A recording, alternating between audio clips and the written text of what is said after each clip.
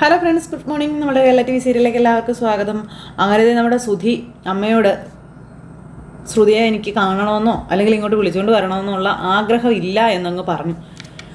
ഇത് കേട്ടപ്പോൾ എല്ലാവരും ഒന്ന് ഞെട്ടിയിട്ടോ. അമ്മയെ പ്രീതിപ്പെടുത്താൻ വേണ്ടി ഉള്ളിലുള്ളതെല്ലാം മറച്ചു വെച്ച് സുധി പുറമേ സംസാരിച്ചതാണ്.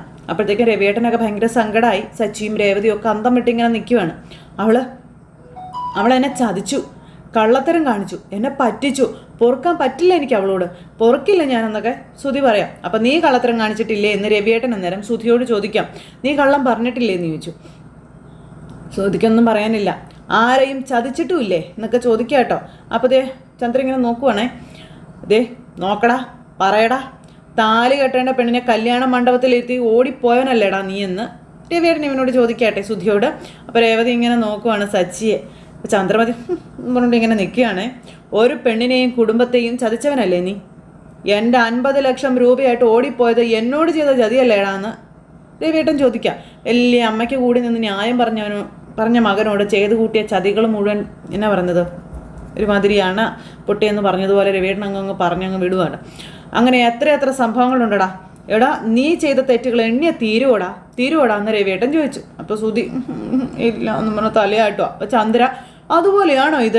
നിങ്ങൾ വെറുതെ ഇവനെ കുറ്റപ്പെടുത്തണ്ടെന്ന് പറഞ്ഞു അങ്ങ് ചെന്നു. അപ്പോൾ അതേ ചന്ദ്ര, ശ്രുതി നല്ലവളാണെന്നൊന്നും അല്ല ഞാൻ പറയുന്നത്, പക്ഷെ ഇവൻ നല്ലവനല്ല. അതാദ്യം നീ വേണം മനസ്സിലാക്കാനെന്ന് രവിയേട്ടൻ പറഞ്ഞു. എല്ലാം മറന്നും ക്ഷമിച്ചും ശ്രുതിയെ കൂട്ടിക്കൊണ്ട് വരണമെന്ന് ഇവൻ്റെ മനസ്സിലുണ്ട്. നിന്നെ പേടിച്ചിട്ടാ അവനത് ചെയ്യാത്തതെന്ന് പറഞ്ഞപ്പം ദേ അവൻ്റെ മനസ്സിലുള്ളത് അവൻ പറഞ്ഞു.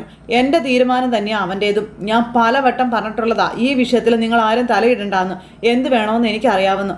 എടാ ഇനി നീ കുടിക്കോടാന്ന് ചോദിച്ചു ശ്രുതിയോട് ചന്ദ്ര. ഇല്ലമ്മേ ഞാൻ കുടിക്കത്തില്ല എന്ന് പറഞ്ഞു. അങ്ങനെ മകൻ പേടിച്ചരണ്ടിങ്ങനെ അമ്മയെ തന്നെ നോക്കിക്കൊണ്ട് ഇങ്ങനെ നിൽക്കുവാണ്. ഇതൊക്കെ കേട്ടും കണ്ടോ അവർ തല പുകഞ്ഞിങ്ങനെ നിൽക്കുക. സുധി എന്നിട്ട് അവിടെ നിന്ന് കയറി പോയിട്ടോ. ചന്ദ്രയും പോയി. അപ്പോൾ രവിയേട്ടനും സച്ചിയും രേവതിയും കൂടെ ഇങ്ങനെ നിൽക്കുക. അവൾ ഈ കളിക്കാൻ പോകുന്നത് സുധിയുടെ ജീവിതം കൊണ്ടാണെന്ന് രവിയേട്ടൻ അന്നേരം അവിടെ നിന്ന് സച്ചിയോട് പറയാം. അവൾക്കത് മനസ്സിലാകുന്നില്ലല്ലോ എന്നും പറഞ്ഞുകൊണ്ട് ഇവരോട് പറഞ്ഞു, ഇവർക്കെന്ത് ചെയ്യാൻ പറ്റും, ഇവർക്കൊന്നും ചെയ്യാൻ പറ്റത്തില്ല. ഇവരെങ്ങനെ അവിടെ നിൽക്കുവാണ്. അത് കഴിഞ്ഞ് പിന്നെ ശ്രുതി തെക്ക് വടക്ക് അങ്ങോട്ടും ഇങ്ങോട്ടും ടെൻഷൻ അടിച്ച് നടക്കുക. അപ്പം മീര വന്നു. നീ എന്നെ കിടക്കണില്ലെന്ന് ചോദിച്ചു. ഞാൻ എങ്ങനെ കിടക്കാൻ, ഓർക്കം വരണ്ടേ? അപ്പോൾ എന്തെങ്കിലും ചെയ്താൽ വീട്ടിൽ കയറി പറ്റാതെ നോക്കാനായിട്ട് മീര പറയുന്നു. അപ്പോൾ എങ്ങനെ ശ്രുതി അവൻ്റെ അമ്മ പറയുന്നതിനപ്പുറം നടക്കത്തില്ല. അടുത്ത പ്രതീക്ഷ അങ്കിളായിരുന്നു. അദ്ദേഹവും കൈവിട്ടു. വീട്ടിൽ നടക്കുന്നത് പോലും ഞാനിപ്പോൾ അറിയുന്നില്ല. ആ ആൻറ്റി ആണെങ്കിൽ അടങ്ങിയിരിക്കുകയില്ല. അത്രയ്ക്ക് വെറുപ്പ് അവർക്ക് എന്നോടെന്നൊക്കെ ശ്രുതി ഇങ്ങനെ പറയാം കേട്ടോ. പിന്നെ അവരുടെയും ശ്രുതിയുടെയും അടുത്ത നീക്കം എന്താണെന്നൊന്നും അറിയണം. അപ്പോൾ അതിനനുസരിച്ച് വേണം നമുക്ക് കാര്യങ്ങൾ പ്ലാൻ ചെയ്യാനായിട്ട്. അതിനവരെവിടെ, നീ ഇവിടെ. എങ്ങനെ അറിയാനാണെന്ന് ചോദിക്കുമ്പം അതുതന്നെയാണ് ഞാനും ആലോചിക്കുന്നത്. നീ ഒരു കാര്യം ചെയ്യേ, രേവതിയെ തന്ത്രപൂർവ്വം വിളിച്ച് സംസാരിക്കാം. ബെസ്റ്റ് നല്ല ആളെയാണ് നീ വിളിക്കാൻ എന്നോട് പറഞ്ഞത്. ഏതും പോരാത്ത അവളെ. എനിക്ക് ഇങ്ങനെയൊക്കെ സംഭവിക്കാൻ കാരണം തന്നെ അവളും അവളുടെ സച്ചിയേട്ടനുമാണെന്ന കാര്യം ശ്രുതി പറയാട്ടോ. ഇപ്പം എന്നാ വഴി? അതെ, ഞാൻ ഭാമാൻ്റെ ചെന്നൊന്ന് കണ്ടാലോ എന്ന് ശ്രുതി അന്നേരം ചോദിച്ചു. ഭാമാൻ്റെയോട് പറയാതെ ആൻറ്റി ഒന്നും ചെയ്യില്ല എന്നും പറഞ്ഞു. അപ്പോൾ ഭാമാൻ്റെ അറിയാത്ത ഒരു രഹസ്യവും ആൻറ്റിയുടെ ജീവിതത്തിൽ ഇല്ല എന്നും പറയണം. അപ്പോൾ അതൊക്കെ കേട്ട് നേരെ ഇങ്ങനെ നോക്കി നിൽക്കുക കേട്ടോ. വീട്ടിൽ നടക്കുന്ന കാര്യങ്ങളും ആൻറ്റിയുടെയും ശ്രുതിയുടെയും നീക്കങ്ങളൊക്കെ ഭാമാൻ്റിയിലൂടെ അറിയാൻ പറ്റും. അപ്പോൾ അവർ നിന്നോട് ഇതൊക്കെ പറയുമെന്നാണോ എന്ന് ചോദിക്കുമ്പം ഭാമാൻ്റിയും നിൻ്റെ ആൻറ്റിയും ക്ലോസ് ഫ്രണ്ട്സ് അല്ലേ, അവർ നിൻ്റെ ആൻറ്റിയെ ഒറ്റ കൊടുക്കില്ല ഒരിക്കലും. നമുക്ക് കാണാം, നീ നോക്കിക്കോ. അവരെന്നോട് പറയിപ്പിക്കും ഞാൻ അവരെ കൊണ്ട്. എന്താ ഭീഷണിപ്പെടുത്താനാണോ നിൻ്റെ ഭാവം? അതൊന്നുമല്ല. അതിനുള്ള വിദ്യ എൻ്റെ കയ്യിലുണ്ടെന്ന് നമ്മുടെ ശ്രുതി. അവരുടെ വീക്ക്നെസ് എന്താണെന്ന് എനിക്ക് നന്നായിട്ട് അറിയാമെന്നൊക്കെ പറഞ്ഞുകൊണ്ട് ചേച്ചി ഇങ്ങനെ മീരയോട് പറയാം. നീ കണ്ടോ, അവരെ കൊണ്ട് ഞാൻ സ്പൈ വർക്ക് ചെയ്യിപ്പിക്കുമെന്ന് ശ്രുതി ഇങ്ങനെ പറയുക കേട്ടോ. അത് കഴിഞ്ഞതിന് ശേഷം പിന്നെ കാണിക്കുന്നത് നമ്മുടെ ഭാമാൻ്റെ വീട്ടിൽ ഓരോ ജോലികൾ ചെയ്തുകൊണ്ടിരിക്കുന്നു. അപ്പോഴത്തേക്കും വീട്ടിലേക്ക് ചെന്നു. കോളിംഗ് ബെല്ല് അടിക്കാം ശ്രുതി. ശബ്ദം കേട്ട് ഭാമ വന്ന് വാതിൽ തുറന്നു. നോക്കുമ്പോഴേ ശ്രുതിയെ കണ്ടപ്പോഴത്തേക്കും ഭാമയ്ക്ക് ഭയങ്കര ദേഷ്യം. ഭാമ അവിടുന്ന് അതുപോലെ തന്നെ കയറിപ്പോയി. ആൻറ്റി സോറി ആൻറ്റി, എന്നോട് ക്ഷമിക്കാം ആൻറ്റി എന്ന് പറഞ്ഞ് പിന്നാലെ ചെല്ലുവാണേ ശ്രുതി. അപ്പോൾ ആൻറ്റിക്ക് എന്നോട് ദേഷ്യമാണെന്നൊക്കെ എനിക്കറിയാം.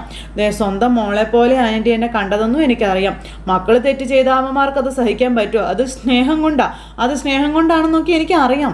ആൻറ്റി എന്നോട് ദേഷ്യപ്പെടുന്നത് ഈ മോളോടുള്ള സ്നേഹം കൊണ്ടല്ലേ എന്നൊക്കെ ചോദിച്ച് ഇങ്ങനെ പറഞ്ഞുകൊണ്ടിരിക്കുക. ഭാമ ഇതൊന്നും മൈൻഡ് പോലും ചെയ്യുന്നില്ല കേട്ടോ. ദേ ആൻറ്റി ആൻറ്റി എന്നും പറഞ്ഞുകൊണ്ടൊരൊറ്റ കരച്ചില്ല. തെറ്റ് പറ്റിപ്പോയ ആൻറ്റി, എന്നോട് ക്ഷമിക്കുക ആൻറ്റി, സോറി ആൻറ്റി എന്ന് പറഞ്ഞ് കരയുമ്പം എന്ത് സോറി? ഇത്രയും കാലം നീ ആ കുടുംബത്തെ ചതിക്കായിരുന്നില്ലേന്ന് ചോദിച്ചു ഭാമ. കള്ളം പറഞ്ഞ് പറ്റിച്ചില്ലേന്ന് ചോദിച്ചു. നിന്നെ ആ വീട്ടിൽ നിന്ന് നേരത്തെ പുറത്താക്കിയതാ, തിരിച്ച് കയറ്റിയത് അവർക്ക് പറ്റിയ തെറ്റ് എന്നൊക്കെ ഭാമ ഇങ്ങനെ പറയുമ്പോൾ ശ്രുതി പറഞ്ഞിരിക്കുക. ഒന്ന് അറിഞ്ഞോ അറിയാതെയോ ഞാനും അതിനൊരു ഭാഗമായി. അന്നേരം ആൻറ്റി എങ്ങനെ പറയല്ലേ ആൻറ്റി, അപ്പം നീ പാഠം പഠിച്ചില്ല. വീണ്ടും അത് ആവർത്തിച്ചുകൊണ്ടേയിരുന്നു. ഓ, ആ ചന്ദ്ര ഇനി പറയാൻ ബാക്കിയൊന്നുമില്ലെന്ന് ഭാമ പറയുകയാണ്. ഞാനാണല്ലോ അവൾക്ക് നിന്നെ പരിചയപ്പെടുത്തി കൊടുത്തത്, അവൾ എന്നെ തല്ലിയില്ലെന്നേ ഉള്ളൂ എന്നും ഭാമ പറയുമ്പം ആൻറ്റി ഇങ്ങനെ പറയല്ലേ, കള്ളം പറയുന്നതിനെ ഒന്നും ഞാൻ ന്യായീകരിക്കുന്നതല്ല. പക്ഷേ ഞാൻ അങ്ങനെ പറഞ്ഞത്, ഇങ്ങനെ നാടകം കളിച്ചത് സുധിയുടെ കൂടെ ജീവിക്കാനുള്ള ആഗ്രഹം കൊണ്ടല്ലേ ആൻറ്റി. കോടീശ്വരി അല്ല എന്ന് പറഞ്ഞിരുന്നെങ്കിൽ ആൻറ്റി സുധിയുടെ എൻ്റെയും കല്യാണം നടത്തി തരുമായിരുന്നോ എന്ന് ചോദിച്ചു. അപ്പം അതില്ല, ചന്ദ്ര എനിക്ക് അറിയാവുന്നതാണല്ലോ, നീ പണക്കാരി അല്ല എന്നറിഞ്ഞാൽ അവൾ സുധിയെ കൊണ്ട് കല്യാണം കഴിപ്പിക്കത്തില്ലായിരുന്നു. അപ്പോൾ സ്നേഹിച്ച പുരുഷനോടൊപ്പം ജീവിക്കാൻ വേണ്ടി ഒരു ചെറിയ കള്ളം പറയുന്നത് വലിയ കുറ്റമാണോ ആൻറ്റി? അപ്പോൾ അതിന് നീ ചെറിയ കള്ളം വല്ലതുമാണോ പറഞ്ഞത്? അല്ല, എന്നാലും ഇത്ര വലിയ ശിക്ഷയൊക്കെ എനിക്ക് തരണോ ആൻറ്റി? അതിൻ്റെ ആവശ്യമുണ്ടോ ആൻറ്റി? എന്നെ ആ വീട്ടിൽ നിന്ന് ആൻറ്റി തല്ലി അടിച്ചിറക്കി. ഇനി ആ ജന്മം ആ വീട്ടിൽ കയറ്റില്ലെന്നാണ് പറഞ്ഞിരിക്കുന്നത്. ആൻറ്റിക്ക് അറിയാവോ, സുധി എന്നെ ഒന്ന് വിളിക്കണ കൂടിയില്ല. ഞാൻ വിളിച്ചിട്ടാണെങ്കിൽ അവൻ ഫോൺ പോലും എടുക്കണില്ല. എല്ലാവരും എന്നെ ഉപേക്ഷിച്ച് പട്ട ആൻറ്റി, എനിക്കിപ്പോൾ ആരും ഇല്ല ആൻറ്റി എന്ന് പറഞ്ഞ് ശ്രുതി ഇരുന്ന് കരച്ചിലും പറച്ചിലും തന്നെ. ആൻറ്റിയെ കാണുമ്പോൾ ആൻറ്റിയുടെ അടുത്തിരിക്കുമ്പോൾ ഇത്തിരിയെങ്കിലും ആശ്വാസം കിട്ടുമല്ലോ എന്ന് കരുതിയാണ് ഞാൻ ഇങ്ങോട്ട് വന്നതെന്നൊക്കെ പറഞ്ഞിരുന്ന് ഭയങ്കര തട്ടിവിടൽ. ഞാൻ കാരണം ആൻറ്റിക്കും വിഷമം ഉണ്ടായല്ലോ എന്നൊക്കെ പറഞ്ഞു. അപ്പോൾ ഭാമ ഇങ്ങനെ തെനീയമായിട്ട് നോക്കിയിരിക്കുക. അപ്പോൾ ആൻറ്റി എന്നോട് ക്ഷമിക്കുക ആൻറ്റി, എന്നോട് ക്ഷമിക്കുക ആൻറ്റി, മോളോട് ക്ഷമിക്കുക ആൻറ്റി എന്ന് പറഞ്ഞുകൊണ്ട് കാലയിൽ കിടന്നങ്ങ് കരുന്നു. അപ്പോൾ എന്താ മോളെ എഴുന്നേക്കെ, എന്താ നീ കാണിക്കുന്നേ, എന്നെ ഇങ്ങനെയൊക്കെ? അപ്പോൾ ആൻറ്റിക്ക് അറിയാവോ, ഞാൻ 2-3 വട്ടം ആത്മഹത്യക്ക് വരെ ശ്രമിച്ചെന്നും അപ്പോഴൊക്കെ മീരയാണ് എന്നെ അതിൽ നിന്ന് തടഞ്ഞത്. എനിക്കിപ്പോൾ ആരുമില്ല ആൻറ്റി എന്നും പറഞ്ഞു അങ്ങനെയും കൂടെ. അപ്പം ഞാൻ മരിച്ചാൽ ഒന്ന് കരയാൻ പോലും ആരുമില്ല എന്നൊക്കെയാണ് പറയണേ. ഞാൻ എന്തിനാണ് ജീവിക്കുന്നതെന്ന് പറഞ്ഞപ്പോൾ അവൾ എന്നോട് പറയാം, നീ മരിച്ചാൽ കരയാൻ ആരും ഇല്ലെന്ന് പറയരുത്, ഞാനും ഭാമാൻ്റെ ഇല്ലേന്ന്. അത് കേട്ടപ്പോൾ ഭാമയുടെ മനസ്സങ്ങ് അലിഞ്ഞു. ദേ ചന്ദ്രാൻ്റെ എന്നെ ഉപേക്ഷിച്ച മട്ട. പിന്നെ അല്ല, വയസ്സായ എൻ്റെ ആൻറ്റി ആരും നോക്കാനാ? ദേ നാട്ടുകാരൊക്കെ പിടിച്ച് വലിയ വൃദ്ധസദനത്തിലും കൊണ്ടാക്കുമെന്നൊക്കെ പറഞ്ഞുകൊണ്ട് ഭാമ ഇങ്ങനെ ഇതാക്കുക കേട്ടോ. പിന്നെ ഒരിക്കലും എൻ്റെ ആൻറ്റിക്ക് ആ ഒരവസ്ഥ വരരുത് ആൻറ്റി എന്നും പറഞ്ഞുകൊണ്ട് ഭാമയെ നോക്കുമെന്നൊക്കെയാണ് പറയുന്നത്. ഞാൻ നോക്കും എൻ്റെ ആൻറ്റിയെ, പൊന്നുപോലെ ഞാൻ നോക്കുമെന്നൊക്കെ പറയുമ്പോൾ അയ്യോ ഭാമയ്ക്ക് ഭയങ്കര സിമ്പതി. അതുകൊണ്ടാണ് ഞാൻ മരിക്കാതിരിക്കുന്നത്, എൻ്റെ ആൻറ്റിക്ക് വേണ്ടി മാത്രമാണ് ഞാൻ ജീവിച്ചിരിക്കുന്നത് എന്നൊക്കെ പറഞ്ഞുകൊണ്ട് ഇങ്ങനെ ഭയങ്കര ഡയലോഗ്. അപ്പം മോളെ എന്നും പറഞ്ഞുകൊണ്ട് നമ്മുടെ ഭാമയുടെ ഒരു വിളി. അപ്പോഴത്തേക്കും എന്തേ കെട്ടിപ്പിടിച്ച ആൻറ്റി എന്നും പറഞ്ഞ് ഭയങ്കര കരച്ചില്ല. മോളേന്ന് പറഞ്ഞുകൊണ്ട് ഭാമ ഇതൊക്കെ കേട്ട് അതിൽ മയങ്ങിപ്പോയിട്ടോ. നിങ്ങളെ നോക്കാൻ തള്ളയെന്ന് പറഞ്ഞിരിക്കാം. ഇത്രയും കാലം ഞാൻ വീണുപോയാൽ എന്നെ ആര് നോക്കുമെന്നുള്ള പേടിയോടെ ഞാൻ ജീവിച്ചിരുന്നത്. ഇനി എനിക്ക് ആ പേടിയില്ല. ദേ ഞാനേ പോയി കുടിക്കാൻ എന്തെങ്കിലും എടുത്തിട്ട് വരാമെന്ന് പറഞ്ഞ് പോകുമ്പം ഒന്നും വേണ്ട ആൻറ്റി. അതെ അല്ല ആൻറ്റി ഇപ്പം ശരിക്കും ഉറങ്ങാറൊന്നും ഇല്ലേന്ന് ചോദിച്ചു. അപ്പം അതെന്താ നീ അങ്ങനെ ചോദിച്ചേ? അല്ല, ആ മുഖം കണ്ടാൽ എനിക്ക് അറിയില്ലേ, ദേ സ്വന്തം മോളെ പോലെ കാണുന്ന പെണ്ണിനെ ഭർത്താവിൻ്റെ വീട്ടിൽ നിന്ന് പുറത്താക്കിയെന്ന് അറിഞ്ഞാൽ ഏതമ്മയ്ക്കാ പിന്നെ മനസമാധാനത്തോടെ കിടന്ന് ഉറങ്ങാൻ പറ്റുക എന്നൊക്കെ ഇങ്ങനെ ശ്രുതി ചോദിക്കുക കേട്ടോ. ആൻറ്റി ദിവസങ്ങളായിട്ട് ഉറങ്ങിയിട്ടില്ല എന്ന് എനിക്ക് കണ്ടപ്പോൾ മനസ്സിലായി. ഒരു കാര്യം ചെയ്യാം, ആൻറ്റി ഇവിടെ ഇരിക്കുക, ഞാൻ തല മസാജ് ചെയ്ത് തരാം, അപ്പോൾ നല്ല ഉറക്കം കിട്ടുമെന്ന് ശ്രുതി. അപ്പോൾ അത് ശരിയാ. അങ്ങനെ അതെ നമ്മുടെ ശ്രുതി മോള് ആൻറ്റിയുടെ തല മസാജ് ചെയ്ത് കൊടുക്കും കേട്ടോ. മസാജ് ചെയ്യുന്നതിൻ്റെ ഇടയ്ക്ക് അതെ എന്നെ എങ്ങനെയെങ്കിലും തിരിച്ച ആ വീട്ടിലോട്ടൊന്ന് കയറ്റാൻ പറ്റുമോ എന്നിങ്ങനെ നമ്മുടെ ശ്രുതി ചോദിക്കും കേട്ടോ. അപ്പോൾ ഭാമ ഇങ്ങനെ നല്ല മയങ്ങി ഇങ്ങനെ കിടക്കുക. ആ സമയത്ത് ശ്രുതിക്ക് ദേഷ്യവും വരുന്നുണ്ട്. ദേ നിങ്ങൾ രണ്ടുപേരും നല്ല സുഹൃത്തുക്കളല്ലേ, അപ്പോൾ ഭാമാൻറ്റി പറഞ്ഞാലേ ആൻറ്റി കേൾക്കും. അപ്പോൾ അവൾ കേൾക്കില്ല മോളെ. മുൻപേ നീ അവൾക്ക് പണക്കാരിയായിരുന്നു, അതുകൊണ്ടാണ് അവൾ നിന്നെ അങ്ങോട്ടേക്ക് തിരിച്ചു വിളിച്ചത്. ഇന്ന് നീ അവൾക്കൊരു ദരിദ്രവാസിയായിട്ടുള്ള പെണ്ണാ. പറഞ്ഞുകൊണ്ട് ഇങ്ങനെ നേരത്തേക്കും ശ്രുതി ഇങ്ങനെ ഓരോന്ന് ഗോഷ്ടിയൊക്കെ കാണിക്കാം. അതുകൊണ്ട് നിന്നെ വീട്ടിൽ കയറ്റത്തില്ലെന്നും ഭാമ പറയുമ്പം അതൊക്കെ പോട്ടെ, ആ വീട്ടിൽ നടക്കുന്നതൊന്നും ഞാൻ അറിയുന്നില്ല എന്ന് ശ്രുതി പറഞ്ഞു. ശ്രുതിയുടെ ആൻറ്റിയുടെ നീക്കം എന്താണെന്നൊക്കെ എനിക്കൊന്ന് അറിയണമായിരുന്നു. അതിന് ആൻറ്റി എന്നെ ഒന്ന് സഹായിക്കണമെന്നൊക്കെ ഇങ്ങനെ ശ്രുതി പറയണം. അപ്പോൾ ഒന്നും മിണ്ടുന്നില്ല. പുള്ളിക്കാരി ഇങ്ങനെ മയങ്ങിപ്പോയി. എല്ലാ കാര്യങ്ങളും ആൻറ്റി നിങ്ങളോട് പറയുമല്ലോ, അപ്പോൾ എന്നോടൊന്ന് പറയുമെന്ന് ചോദിച്ചു. അപ്പോൾ അതും എനിക്ക് പറ്റത്തില്ല എന്ന് പറഞ്ഞു. അപ്പോൾ ആൻറ്റി എന്നോടൊന്നും പറയത്തില്ലേ? പറയില്ല എന്ന് പറഞ്ഞപ്പോഴത്തേക്ക് ഒരു ഒറ്റ കുത്തും വെച്ച് കൊടുത്തിട്ട് അവിടെ പോയിരിക്കാം. അവിടെ നടക്കുന്നതൊക്കെ അറിഞ്ഞാലേ എനിക്കനുസരിച്ച് നടക്കാൻ പറ്റുമോ അല്ലെങ്കിൽ നീങ്ങാൻ പറ്റുമോ. എനിക്ക് ആകെ ഉള്ളത് ആൻറ്റിയാ. ആൻറ്റി എന്നോട് പറഞ്ഞില്ലെങ്കിലേ ഞാൻ ഇവിടെ കിട്ടി തൊങ്ങി മരിക്കുമെന്ന് ശ്രുതി. വയസ്സാം കാലത്ത് തന്നെ നോക്കണം, അതുകൊണ്ട് നീ ആത്മഹത്യ ചെയ്യില്ല എനിക്ക് വേണ്ടി ജീവിക്കുമെന്നല്ലേ നീ കുറച്ച് മുന്നേ പറഞ്ഞതെന്ന് അങ്ങനെ ചോദിക്കുമ്പം അത് പിന്നെ എനിക്ക് വേണ്ടി ഒരു ചെറിയ സഹായം പോലും ചെയ്തു തരാൻ പറ്റാത്ത ആൻറ്റിക്ക് വേണ്ടി ഞാൻ എന്ത് മണ്ണാങ്കട്ടയ്ക്കാണ് ജീവിക്കേണ്ടതെന്ന് ശ്രുതി ചോദിക്കാം. നിങ്ങൾ നോക്കാൻ എനിക്ക് മനസ്സില്ലാന്നും ഞാൻ ആത്മഹത്യ ചെയ്തിരിക്കുമെന്നും അതോ ഈ വീട്ടിൽ തന്നെയാണെന്നും നമ്മുടെ ശ്രുതി പറഞ്ഞപ്പം എന്തിനാ മോളെ ഈ വീട്ടിൽ നീ ചെയ്യണത്, നിനക്ക് വേറെ എത്രയോ സ്ഥലങ്ങളുണ്ടെന്ന് ഭാമ ചോദിച്ചു. ആൻറ്റി എന്താ ആൻറ്റി, ആൻറ്റി ഞാൻ അമ്മയെ പോലെ അല്ലേ, ഞാൻ പറഞ്ഞതൊന്നും നടത്തി താ ആൻറ്റി എന്നും പറഞ്ഞുകൊണ്ട് ഇങ്ങനെ പറയാം. ദേ ആൻറ്റി ഞാൻ പറഞ്ഞ കാര്യം ആൻറ്റി അനുസരിച്ചില്ല, ഉറപ്പായിട്ട് ഞാൻ ഈ വീട്ടിൽ കെട്ടി തൂങ്ങി മരിക്കും. ദേ ഞാൻ പറയുന്ന പോലെ നിങ്ങൾ ചെയ്യില്ലേ, എന്നെ ഒന്നും സഹായിക്കത്തില്ലേ, എന്താ ആൻറ്റി ഒന്ന് പറ ആൻറ്റി എന്നും പറഞ്ഞുകൊണ്ടായി പിന്നെ നമ്മുടെ ശ്രുതി. ഭാമ ആകെ വല്ലാണ്ടായിട്ട് നിൽക്കുക. സഹായിക്കാന്ന് പറ ആൻറ്റി.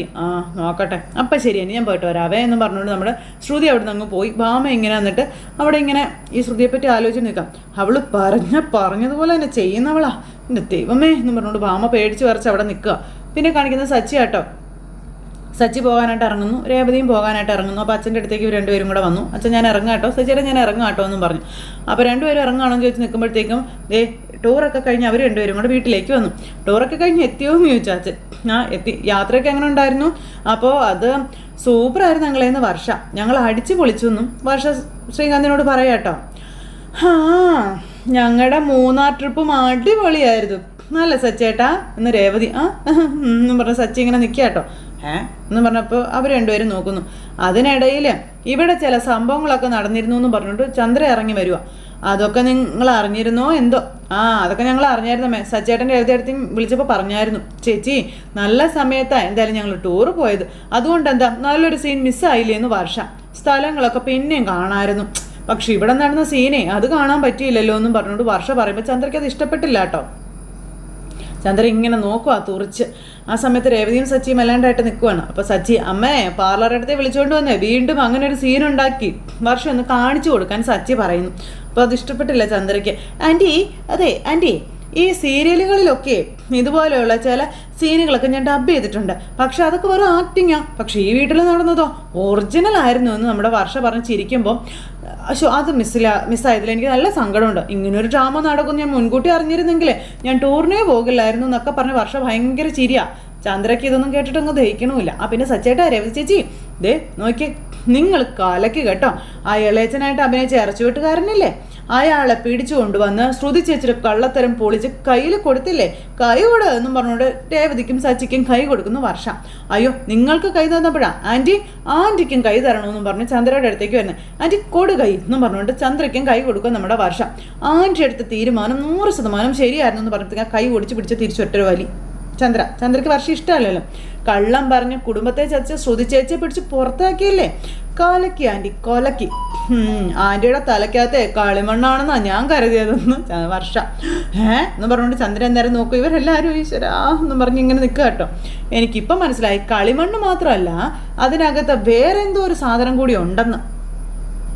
ചന്ദ്രേ നീ അകത്തേക്ക് പോയേ, നിങ്ങൾ രണ്ടുപേരും ജോലിക്ക് പോകുകയാണെന്നല്ലേ പറഞ്ഞു ചെന്നേ എന്ന് പറഞ്ഞുകൊണ്ട് രവിയേട്ടൻ. ആ സമയത്ത് ശ്രീകാന്ത് ഇങ്ങനെ അയ്യോ എന്ന് പറഞ്ഞേക്കാം. ശ്രീകാന്തെ വർഷേ നിങ്ങൾ യാത്രയൊക്കെ കഴിഞ്ഞ് ക്ഷീണിച്ച് വന്നാലേ പോയി അകത്ത് എന്തെങ്കിലും കഴിക്കാൻ ഉണ്ടാവും എടുത്ത് കഴിക്കാൻ നോക്കാൻ പറഞ്ഞ് രവിയേട്ടനും അങ്ങ് എഴുന്നേറ്റ് പോയി. അവരൊക്കെ അങ്ങ് പോയി കഴിഞ്ഞപ്പം എൻ്റെ വീട്ടിലെ പ്രശ്നങ്ങളൊക്കെ നിനക്ക് എൻജോയ്മെൻ്റ് ആണല്ലേ എന്ന് ചോദിച്ചു ശ്രീകാന്ത്. പറഞ്ഞിട്ടുണ്ടോ കാര്യം, നിന്നെ ഒന്നും ഒരിക്കലും തിരുത്താൻ പറ്റത്തില്ല എന്ന് പറഞ്ഞപ്പം അതെ ആദ്യം നീ നിൻ്റെ വീട്ടുകാരെ തിരുത്ത് എന്നിട്ട് എന്നെ തിരുത്താൻ വാ കേട്ടോ എന്ന് പറഞ്ഞുകൊണ്ട് നമ്മുടെ വർഷ അവിടെ നിന്ന് അങ്ങ് പോയി. അങ്ങനെ അത് കഴിഞ്ഞ് പിന്നെ സുധിയെ കാണിക്കുന്നത്. സുധി ഇങ്ങനെ മുറിയിൽ വിഷമിച്ചിരിക്കുമ്പോൾ വർഷയും ശ്രീകാന്തും കൂടെ അങ്ങോട്ടേക്ക് ചെന്നു. ഞങ്ങളിപ്പോൾ വന്നതേ ഉള്ളൂ എന്നും പറഞ്ഞു. അപ്പോൾ സുധിയേട്ടൻ ഇങ്ങനെ ഒറ്റയ്ക്ക് ഇരിക്കുന്നത് ആദ്യമായിട്ടാണ് കാണുന്നത്, അല്ലെങ്കിൽ എപ്പോഴും ശ്രുതി ചേച്ചി കൂടെ കാണാറുണ്ടല്ലോ, സയാമി സെരട്ടകളെ പോലെയല്ലേ രണ്ടുപേരും എന്നൊക്കെ പറഞ്ഞപ്പോഴത്തേക്കും സുധിക്കൊന്നും ദഹിച്ചില്ല. എല്ലാത്തിനെയും വന്ന് പൊളിച്ച് അടുക്കിക്കൊണ്ടിരിക്കുകയാണ് നമ്മുടെ വർഷം ഓരോ സൈഡിൽ നിന്ന്. അപ്പോൾ സുധി അവിടെ നിന്ന് എഴുന്നേറ്റ് അങ്ങ് പോന്നു. ശ്രുതി ചേച്ചി ഫ്രോഡാണെന്നുള്ള കാര്യം എനിക്ക് നേരത്തെ തോന്നിയിരുന്നു എന്ന് വർഷ പറഞ്ഞു. മിണ്ടാതിരിക്കാൻ പറഞ്ഞു ശ്രീകാന്ത്. പറയട്ടെ വിഷമിച്ച് നിൽക്കുന്ന ആളുടെ അടുത്ത് ഇങ്ങനെയാണോ പറയുന്നതെന്ന് ചോദിച്ചുകൊണ്ട് ശ്രീകാന്ത് വർഷയെ വഴക്ക് പറയാം. അന്ന് ഞങ്ങൾക്ക് അവരെക്കുറിച്ച് ചില സംശയങ്ങളൊക്കെ ഉണ്ടായി, അതെന്തായാലും ഇപ്പോൾ 100% ശരിയായി. ഞാൻ ആൻറ്റിയുടെ ഭാഗത്താണ് കേട്ടോ, ആൻറ്റിയുടേത് നല്ല തീരുമാനമാണെന്നും വർഷ പറയാട്ടോ. സുധി ഇതൊക്കെ കൊണ്ട് ഇങ്ങനെ കലി കയറി നിൽക്കുക. നിനക്കൊന്നും മിണ്ടായിരിക്കാൻ പറ്റുമോ എന്ന് ചോദിച്ചു ശ്രീകാന്ത്. പിന്നെ പറയണ്ടേ എന്ന് വർഷ. പിന്നെ നിങ്ങൾക്ക് ആശ്വാസമായി കാണുമല്ലോ, ഒരു ബാധ ഒഴിഞ്ഞു പോയല്ലോ, എങ്ങനെ വിശ്വസിച്ച് ജീവിക്കും അവരുടെ കൂടെ എന്നൊക്കെ ചോദിച്ച് ആ ഒരു ഇതിലിങ്ങനെ നമ്മുടെ വർഷ പറഞ്ഞുകൊണ്ടേയിരിക്കുന്നു. വർഷേ നിനക്കൊന്നും മിണ്ടാതിരിക്കാവോ, സുധിയേട്ടൻ ആശ്വാസത്തോടെയാണ് ഇവിടെ നിൽക്കുന്നത്. അല്ല നല്ല വിഷമത്തോടെ നിൽക്കുന്നതെന്ന് ശ്രീകാന്ത് പറഞ്ഞു. നീ ചുമ്മാ വകതിരിവില്ലാതെ വരുന്ന കയറി സംസാരിക്കാൻ നിൽക്കല്ലേ എന്ന് പറഞ്ഞുകൊണ്ട് ശ്രീകാന്ത് പിന്നെയും വർഷയെ വഴക്ക് പറയുന്നു. വർഷ പറയാനുള്ളത് പറഞ്ഞുകൊണ്ടും ഇരിക്കണം, നിർത്തണമില്ല. അപ്പോഴത്തേക്ക് ശ്രുതിക്ക് കരച്ചിൽ വന്നു. അപ്പോൾ ശ്രീകാന്ത് എന്നിട്ട് ശ്രുതിയായിട്ട് വിഷമിക്കാതിരിക്കെ എല്ലാം ശരിയാകുമെന്ന് പറഞ്ഞു. സ്വപ്നത്തിൽ പോലും ചിന്തിക്കാത്ത കാര്യങ്ങളാണ് ഇവിടെ നടക്കുന്നതെന്നും അതൊന്നും ശരിയാവില്ല എന്നും ശ്രുതി പറയും. ഇപ്പോൾ എല്ലാവർക്കും ദേഷ്യവും വിഷമമൊക്കെ കാണും, പതുക്കെ അതൊക്കെ മാറുവേട്ടാന്ന് പറഞ്ഞു. ശ്രുതിയായിട്ട് ഈ വീട്ടിലേക്ക് അമ്മ തന്നെ കൂട്ടിക്കൊണ്ട് വരുമെന്നും പറഞ്ഞു. അപ്പോഴുള്ള ദേഷ്യത്തിന് ചില തീരുമാനങ്ങളൊക്കെ എടുത്തന്നേ ഉള്ളെന്നേ, അതോടെ ബന്ധങ്ങൾ അവസാനിച്ചു എന്ന് ഏട്ടൻ കരുതണ്ടാന്നു ശ്രീകാന്ത് ഇങ്ങനെ പറയുമ്പം, നീ എന്താ മണ്ടനാണോ ശ്രീകാന്ത്? ഇത്രയൊക്കെ ചെയ്തിട്ട് ആൻറ്റി ചേച്ചി കൂട്ടിക്കൊണ്ട് വരുമെന്നാണോ ശ്രീകാന്ത് കരുതുന്നത്? ഒരിക്കലും അതൊന്നും നടക്കാൻ പോണില്ല. പിന്നെ ശ്രുതി ചേച്ചി ഈ വീട്ടിലോട്ട് കയറ്റുക പോലും ഇല്ല. ഈ കാര്യത്തിൽ നീ എന്നോട് ബെറ്റ് വെക്കാനുണ്ടോ? ഇല്ല. ഈ വീട്ടിലുള്ളവരെ എനിക്കറിയാവുന്നതുപോലെ നിനക്കെന്തായാലും അറിയില്ലല്ലോ. ശ്രുതിയേട്ടാ, എല്ലാം ശരിയാകും. ഏട്ടനും ശ്രുതിയേട്ടത്തേക്ക് ഒരിക്കലും പിരിയാൻ കഴിയില്ല. നിങ്ങൾ വീണ്ടും ഒന്നിക്കും, അത് ഉറപ്പാണ്. ഈ പാളി കത്തിക്കൊണ്ടിരിക്കുന്ന ഈ തീ പെട്ടെന്ന് തന്നെ അണഞ്ഞോളൂ എന്നൊക്കെ പറഞ്ഞു. അപ്പോൾ ആൻറ്റി അണയാൻ വിട്ടിട്ട് വേണ്ടേന്ന് വർഷ ചോദിച്ചു. ആൻറ്റി ആ തീയിൽ എണ്ണ ഒഴിച്ചുകൊണ്ടേയിരിക്കും, നോക്കിക്കോ. അപ്പോൾ ശ്രുതിയേട്ടാ, നിങ്ങൾ ഇനി ഒരിക്കലും ഒന്നാകാൻ പോകുന്നില്ലെന്ന് വർഷ. മതി, വാ ഇങ്ങോട്ടോ വരാൻ പറഞ്ഞുകൊണ്ട് ശ്രീകാന്ത് വർഷയെ പിടിച്ച് വലിച്ചുകൊണ്ട് പോകും. ചുമ്മാ ഒരു ബോധമില്ലാതെ അവൾ സംസാരിക്കുകയാണെന്നും പറഞ്ഞു. ഇത് കേട്ടപ്പോൾ ശ്രുതിക്ക് സഹിക്കാൻ പറ്റുന്നില്ല. ശ്രുതി എന്നിട്ട് അവർ രണ്ടുപേരും കൊണ്ട് നിൽക്കുന്ന ഫോട്ടോയിൽ നോക്കി ഇങ്ങനെ വിഷമിച്ച് ഇങ്ങനെ നിൽക്കുക കേട്ടോ. അപ്പോൾ ഇവർ രണ്ടുപേരും കൊണ്ട് നിൽക്കുന്ന ഫോട്ടോയിൽ നോക്കി ശ്രുതി നിൽക്കുന്ന കാഴ്ചയും കണ്ടുകൊണ്ടാണ് ചന്ദ്ര അങ്ങോട്ടേക്ക് വരുന്നത്. അപ്പോൾ നിന്റെ കണ്ണുകളിൽ ഇതുപോലെ നോക്കി നിൽക്കുന്നത് എനിക്ക് ഒരുപാട് ഇഷ്ടമായിരുന്നു എന്നും, എന്നിട്ടും നീ ആ കണ്ണുകളിൽ ഒളിപ്പിച്ചു വെച്ചിരുന്ന കള്ളത്തിന് എനിക്ക് കണ്ടുപിടിക്കാൻ കഴിഞ്ഞില്ലല്ലോ ശ്രുതി എന്ന് ശ്രുതിയോട് ഫോട്ടോയിൽ നോക്കി ശ്രുതി പറയുന്നത് കേട്ട് ചന്ദ്ര പുറത്തു വന്ന് അന്തം വിട്ട് നോക്കി ഇങ്ങനെ നിൽക്കുക കേട്ടോ. അപ്പോൾ മകൻ്റെ ഉള്ളിൽ അവളോട് ഭയങ്കര ദേഷ്യമാണെന്ന് ചന്ദ്രയ്ക്ക് മനസ്സിലായി. അങ്ങനെ ശ്രുതിയെ ഇങ്ങനെ ഇങ്ങനെ നമ്മുടെ ശ്രുതി നിൽക്കുന്നു. നീ എന്നെ വെറും ഒരു കോമാളിയാക്കിയില്ലേ എന്നൊക്കെ ഇങ്ങനെ ചോദിക്കുക. അമ്മ ചെയ്തത് ശരിയാണെന്നാ ഇവിടെ എല്ലാവരും പറയുന്നതെന്ന് ശ്രുതി പറയുക. അപ്പോഴും ചന്ദ്ര ഭയങ്കര സന്തോഷത്തിൽ ഇങ്ങനെ നിൽക്കുക കേട്ടോ. അപ്പോൾ വെറുപ്പാ ഇവിടെയുള്ള എല്ലാവർക്കും നിന്നോട്. നീ ഇങ്ങനെ ശിക്ഷിക്കപ്പെടേണ്ടവൾ തന്നെയാണ് ശ്രുതി എന്ന് ശ്രുതിയോട് പറയുമ്പം ഇവനും അവളെ വെറുക്കുന്നുണ്ട്. അതാ ഇങ്ങനെയൊക്കെ അവൻ സംസാരിക്കുന്നത്. ഞാൻ ആഗ്രഹിച്ചതുപോലെ കാര്യങ്ങളൊക്കെ നടക്കും. എത്രയും പെട്ടെന്ന് പണക്കാരിയായ ഒരു പെണ്ണിനെ ഇവനെ കൊണ്ട് കെട്ടിക്കണം എന്ന് പറഞ്ഞുകൊണ്ട് ചന്ദ്ര അവിടെ നിന്ന് അങ്ങ് പോകുന്നു. ഈ സമയത്ത് നമ്മുടെ ശ്രുതിയാണെന്നുണ്ടെങ്കിൽ വീണ്ടും ശ്രുതിയോട്, എന്തിനാ നീ എന്നോട് കള്ളം പറഞ്ഞത്? ഇങ്ങനൊരു നാടകം കളിച്ചത് എന്തിനാണെന്ന് ശ്രുതി ചോദിക്കുക. അതുകൊണ്ടല്ലേ ഇപ്പം ഇങ്ങനെയൊക്കെ സംഭവിച്ചത്? ഇനി നമുക്ക് ഒരുമിച്ച് ജീവിക്കാൻ കഴിയില്ല എന്നൊക്കെ ശ്രുതിയുടെ ഫോട്ടോ നോക്കി പറയുക. എനിക്ക് ആ കാര്യം ആലോചിക്കുമ്പോൾ നല്ല പേടി വരെ ഉണ്ടെന്നും കരഞ്ഞോണ്ടാ പറയുന്നത് കേട്ടോ. ശ്രുതി, നീ ഇല്ലാതെ ഞാൻ എങ്ങനെ ജീവിക്കുമെന്നും ശ്രുതിയോട് ചോദിക്കുക കേട്ടോ. ശ്രുതി പാവം ഇങ്ങനെ ആകെ വട്ട് പിടിച്ചിങ്ങനെ അവിടെ നിൽക്കുക. അത് കഴിഞ്ഞ് മുറിയിലിരുന്ന് ഇങ്ങനെ ആ ഫോട്ടോയിൽ നോക്കി ഭയങ്കര കരച്ചിലും കരഞ്ഞോണ്ടിരിക്കുന്ന ശ്രുതിയെ കാണിച്ചുകൊണ്ട് ഇന്നത്തെ കഥയും അവസാനിച്ചു. അപ്പോൾ എല്ലാവരും കാത്തിരുന്ന് കാണണം കേട്ടോ. എല്ലാവർക്കും നല്ലൊരു ദിവസം ആശംസിക്കണേ. ടാറ്റാ.